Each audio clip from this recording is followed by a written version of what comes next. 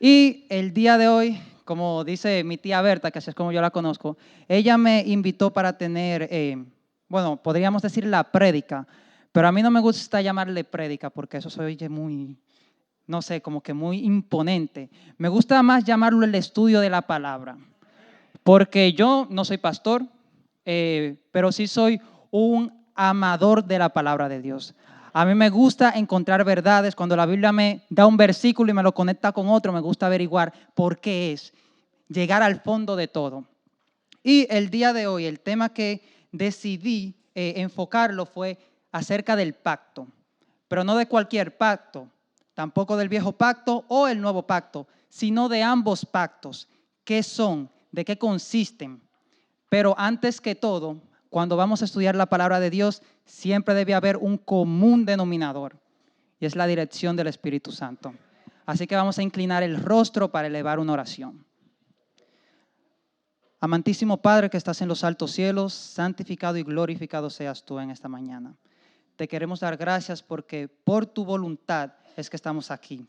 Y pedimos que tu Espíritu Santo se encuentre en medio de nosotros, que tu Espíritu Santo nos guíe a través de las páginas de tu santa palabra y que podamos llegar a la verdad, que podamos encontrar el mensaje hermoso que en tu pacto se halla.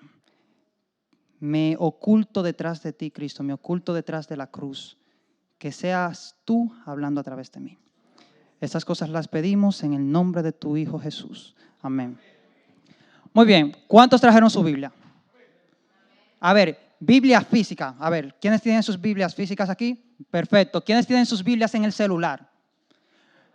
Digital, exacto. No importa, ya sea en papel, ya sea en pantalla, en papiro o en pergamino, es la palabra de Dios que tiene poder para romper cadenas y echar fuera demonios. Ahora bien, vamos a abrir nuestra Biblia en el libro de Jeremías. Jeremías capítulo 31, versículo 31. Y desde ahora les quiero dejar saber, quiero darles un disclaimer, como decimos en inglés, que los que tienen la Biblia digital van a estar cómodos. Los que tienen la Biblia física van a terminar con la mano temblando porque hoy vamos a hojear la palabra de Dios. Vamos a ir al versículo 31 de Jeremías 31. Y dice, vienen días, dice Jehová, en los cuales haré un nuevo pacto con la casa de Israel y con la casa de Judá. Al momento de nosotros estudiar la palabra, es, yo diría, vital tener unos puntos. Primero hay que hacer preguntas. Cuando usted estudia la palabra, ya sea un versículo, ya sea un capítulo, ya sea el libro, debemos hacernos preguntas. ¿Por qué? Porque a través de las preguntas es que podemos llegar a entender el contexto. Hay un dicho que dice, un texto sin contexto no es más que un pretexto. Y si caemos en el error de que no entendemos quién lo escribió, por qué lo escribió, en qué círculo social lo escribió o momento histórico político lo escribió, puede que lleguemos a una verdad tergiversada, una verdad que realmente no es verdad. Podemos llegar y caer en el error. Así que en Jeremías es importante entender el contexto. En el tiempo del profeta Jeremías, Israel se encontraba en un momento histórico no de sus mejores. ¿Por qué? Porque vivía en lo que podemos llamar una doble vida, en la cual un pie estaba en la iglesia, participaba, se paraba en el púlpito, leía el rollo que tocaba para ese día, pero una vez salía de la iglesia y volvíamos para el mundo, ¿qué ocurría? Completamente distinto.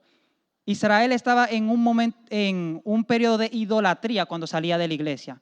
E incluso cayeron en el terrible error del sacrificio de niños, que para Dios es abominable.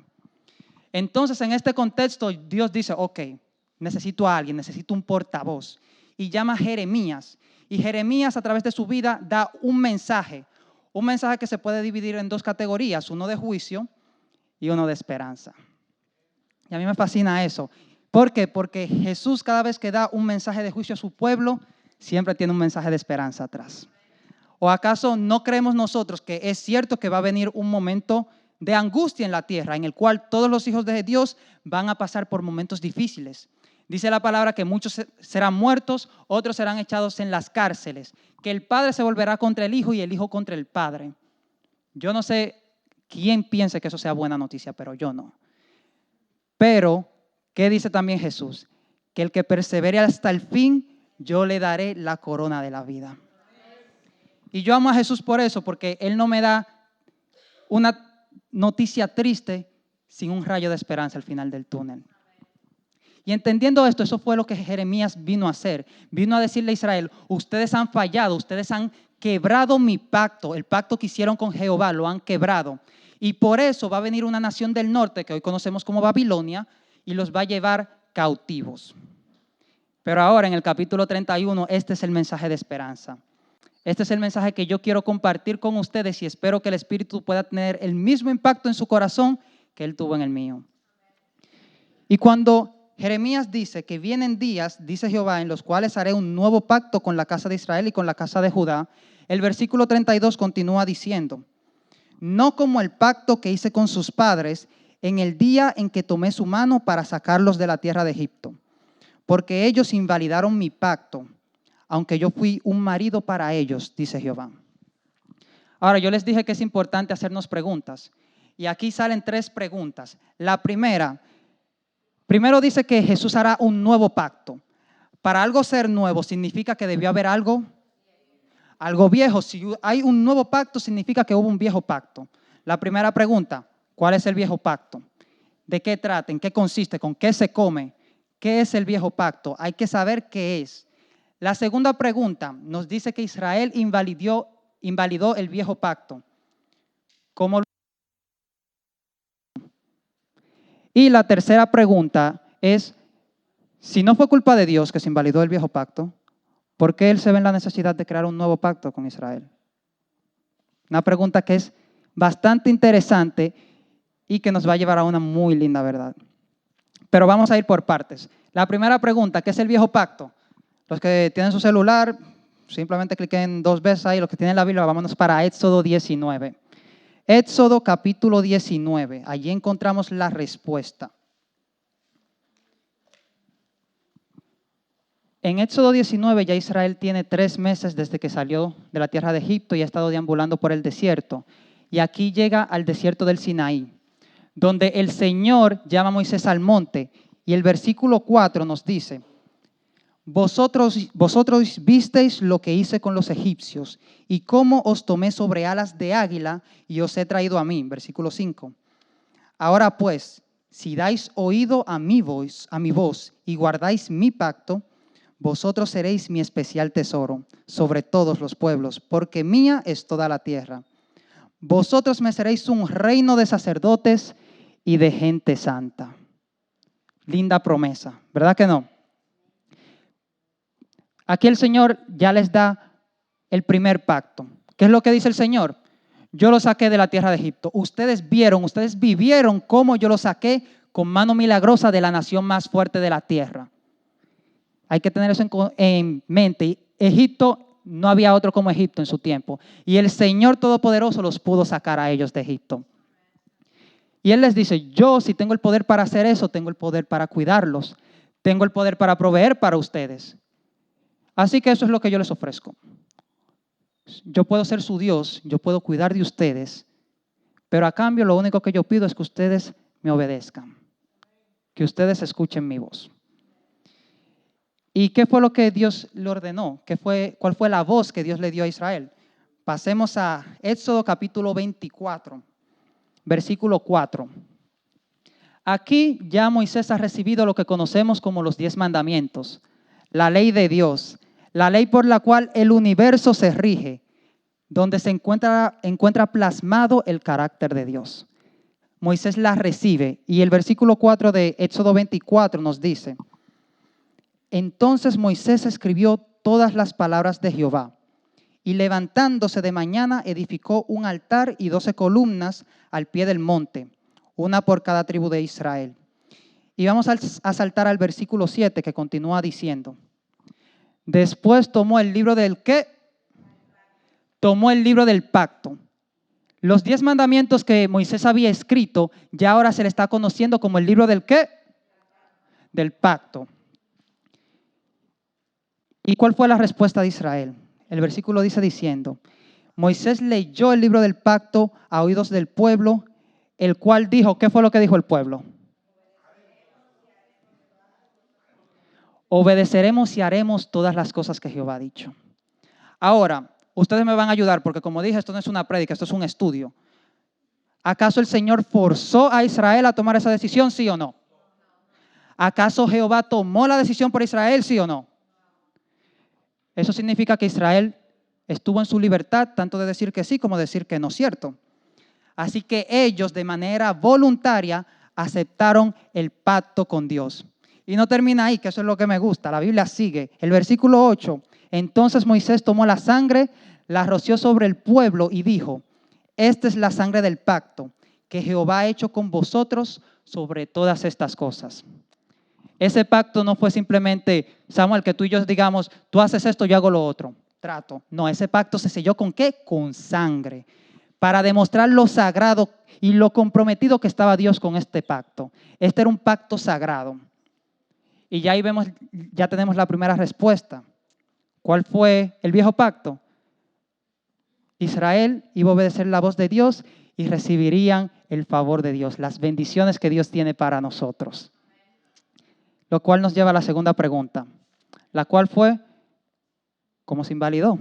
¿Cómo fue ese pacto tan bello, ese pacto con tanta esperanza invalidado? ¿Qué fue lo que pudieron hacer? Vamos a dirigirnos a Jeremías, capítulo 7 ahora. Jeremías, capítulo 7, versículo 21 en adelante. Y digan amén cuando ya tengan el texto. Dice la palabra de Dios: así ha dicho Jehová de los ejércitos, Dios de Israel, para que no se confundan que quién está hablando, es el Dios de dioses.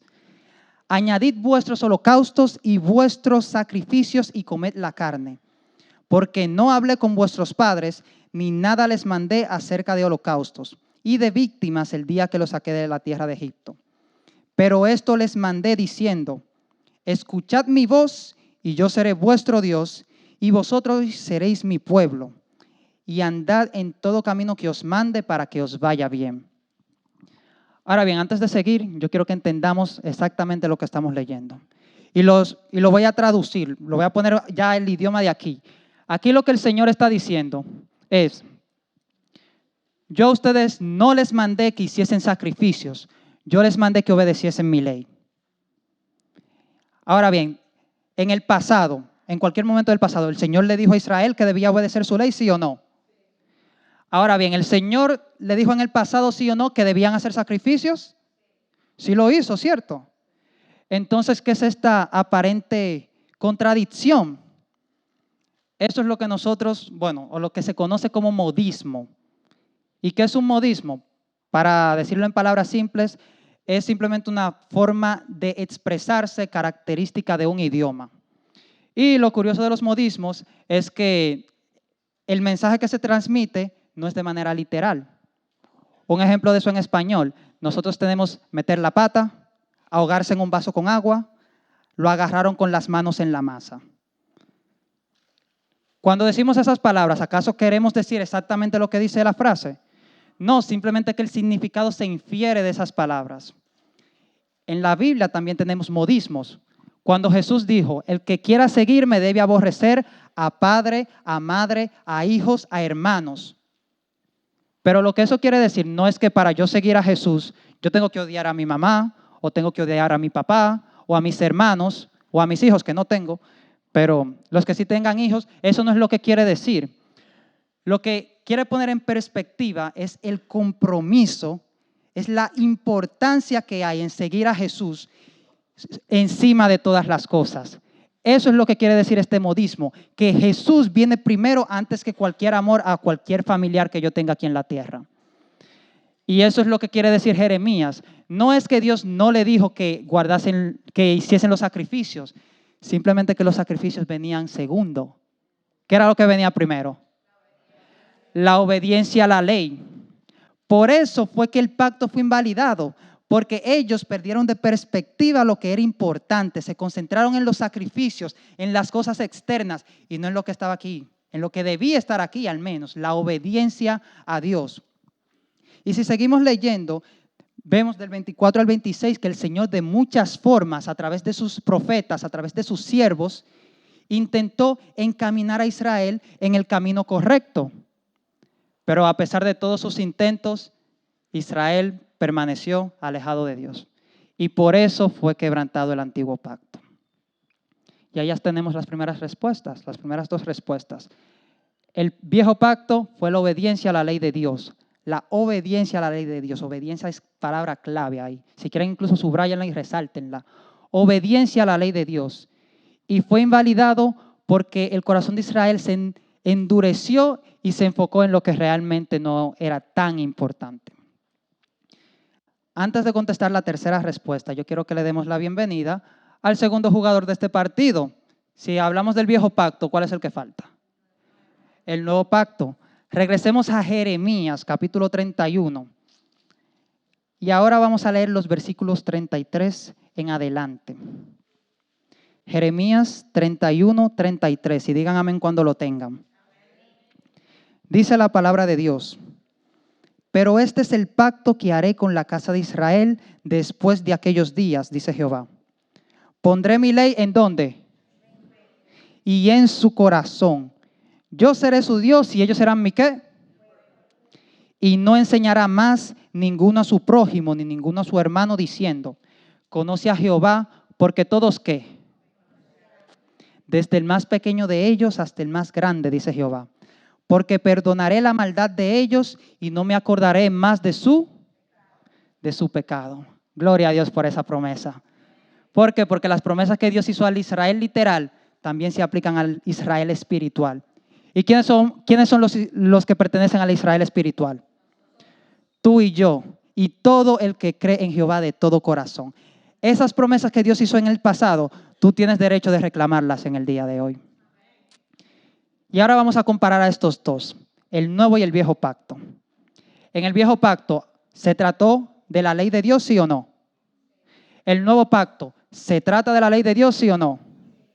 En el antiguo pacto, ¿acaso a través del pacto Dios designó un pueblo especial para él, sí o no? En el nuevo pacto, ¿Dios designaría un pueblo especial, sí o no? En el antiguo pacto, ¿dónde se escribió la ley? En piedra. Y en el nuevo pacto, ¿dónde se escribiría? ¿Por qué este cambio? ¿Por qué todo se mantiene igual, excepto el lugar donde se escribió? Porque cuando Israel fue sacado de Egipto, ellos tenían siglos que estaban conviviendo con Egipto. Su cultura se mezcló con la egipcia. Entonces Dios tenía que apartarlos. Vamos a filtrarlos. Esto es lo que tienen que hacer y esto es lo que es basura. Eso fue lo que Dios hizo a través de la ley. Pero el propósito de la ley no era que se quedase en piedra, sino que fuese transcrita ¿a dónde? Al corazón. Por eso la diferencia, porque la ley de piedra nunca fue transcrito al corazón. Y ahora, la otra pregunta, el viejo pacto, ¿con qué fue sellado? Con sangre. ¿Fue el nuevo pacto sellado con sangre? ¿Con cuál sangre? Con la de Cristo Jesús. ¿Y dónde encontramos eso? En Mateo 26, capítulo 27 y 28. Mateo 26, 27 y 28. El cual dice: y tomando la copa y habiendo dado gracias, les dio diciendo: bebed de ella todos, porque esto es mi ¿qué? Del nuevo pacto, por la cual es derramada para la remisión o el perdón de pecados. La sangre de Cristo Jesús es la que me perdona de pecados, ¿cierto? En el nuevo pacto el Señor decía que Él perdonaría los pecados de su pueblo, ¿sí o no? ¿Ustedes ya están viendo la conexión que hay aquí? El nuevo pacto sin el sacrificio de Cristo no existe.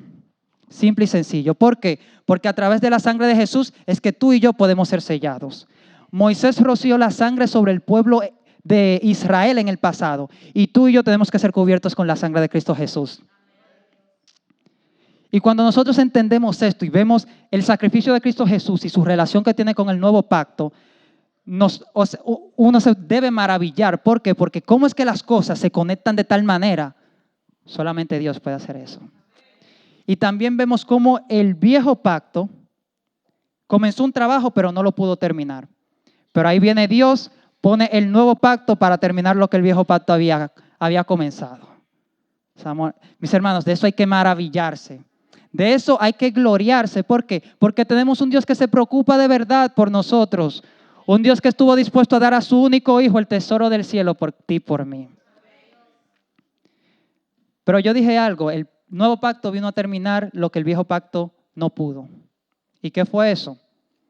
El apóstol Pablo tiene la respuesta. Segunda de Corintios 13. Yo le dije que había muchos versos bíblicos el día de hoy. Segunda de Corintios capítulo 3, versículo 6. El cual el apóstol dice, el cual asimismo nos capacitó, refiriéndose a Dios, para ser ministros de un ¿qué? No de la letra, sino del Espíritu. Porque la letra ¿qué?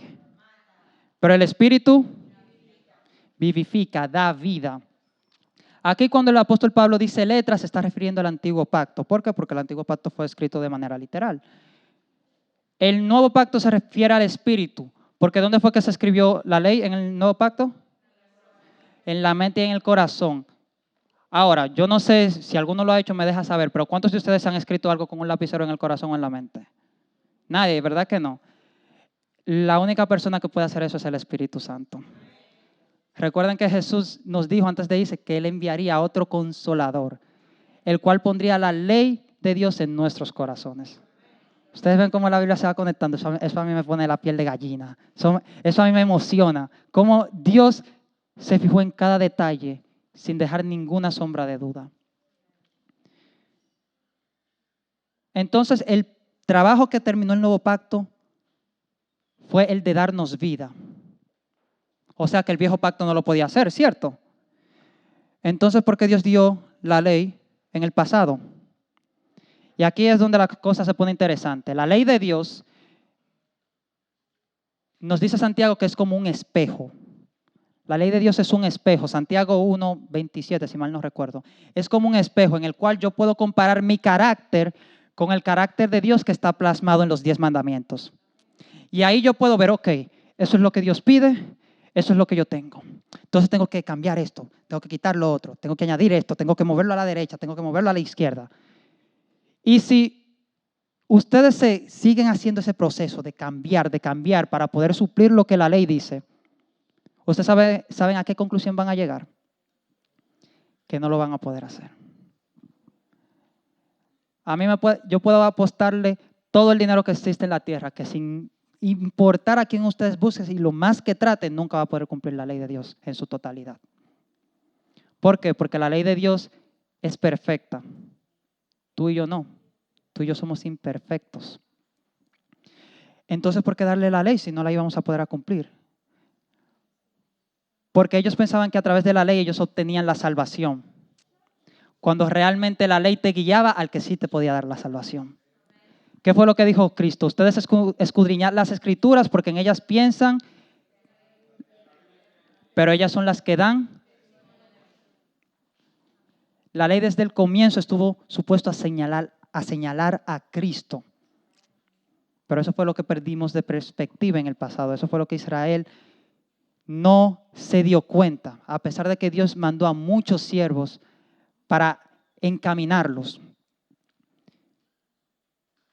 Y prácticamente ya ese es el evangelio, ese es el evangelio eterno.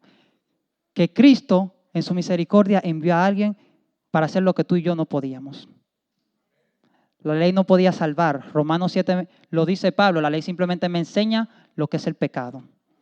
Y en Romanos 8 Pablo dice, la ley fue débil y por tanto Dios se vio en la necesidad de enviar a su Hijo por nosotros, para que su justicia fuese imputada en nosotros y Él cargase con nuestros pecados.